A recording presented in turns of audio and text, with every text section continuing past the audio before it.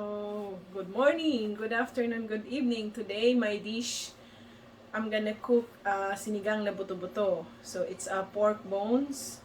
Of course, we still have a little bit meat on it.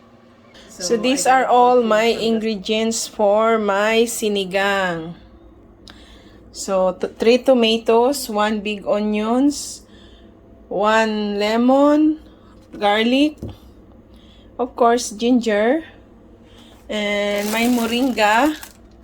So, 1 pack of moringa, and broccoli, celery, and of course, my favorite okra. So, are all my ingredients for my sinigang for today. Sinigang na buto-buto.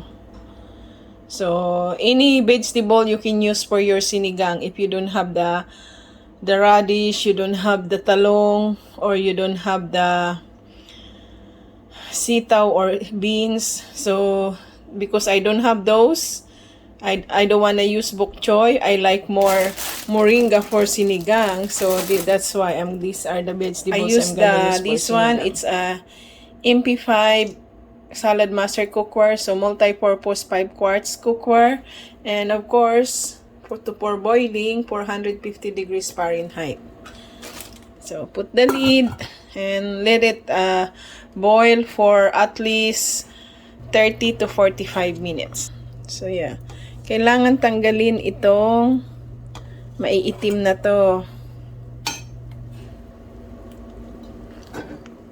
Para mawala yung maduming dugo. So, galing kasi siya sa bone. Kaya kailangan tanggalin.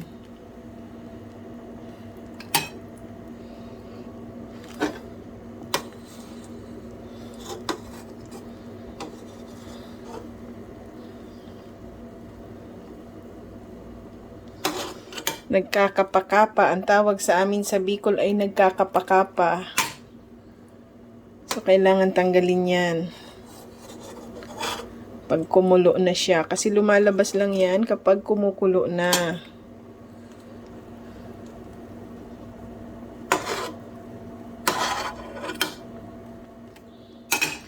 Of course, while boiling the bones of pork, so you have to do the moringa. Remove from the steam. So, this is how I do. Habang pinapalambot ang buto-buto at habang niluluto, maghimay ng moringa. So, that's multitasking.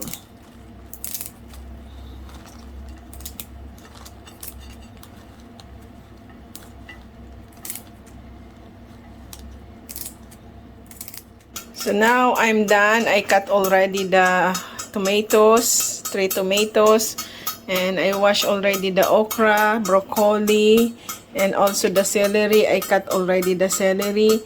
That's my ginger, and then garlic, and the onions, 1 big onions, and this is the moringa. It's done. Clicking already. So let's check that out if it's soft already after 1 hour boiling. So, just gonna get a pork. Wow, it's soft already. See? It's very soft now. So, see. So, now it's time to put everything. We checked it out already. It's cooked already, the pork bones. So, put everything. The onions, garlic, and ginger. The tomatoes.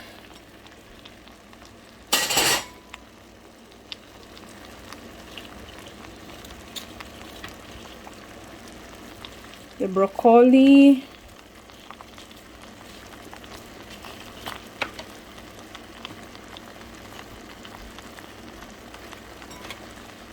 celery, and okra.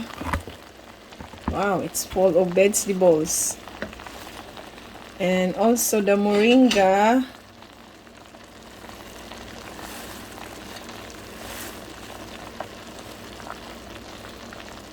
Only few basil because I don't want to dry my basil. And I don't know what you call this one. So it's with my broccoli, so I'm gonna put also. It's all vegetable, it's all good. So tambak system, put all together, all the ingredients, and then close the lid.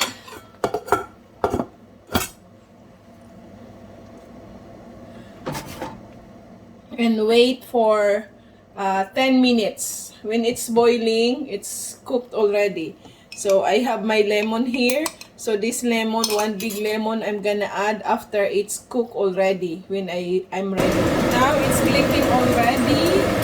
So let's check out if it's cooked already. I think it's done already because it's 8 minutes already. So I'm just gonna turn it off. Wow, it's nice. Half coke. Wow, this is what I like, the half coke though. So yeah, let's try. What is the taste?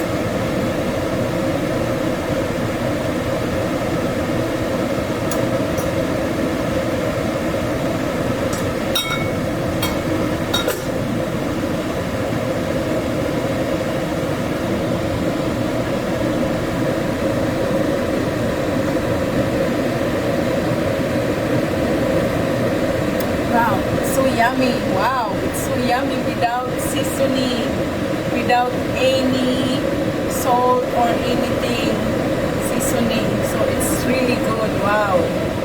So now it's the time to put the lemon.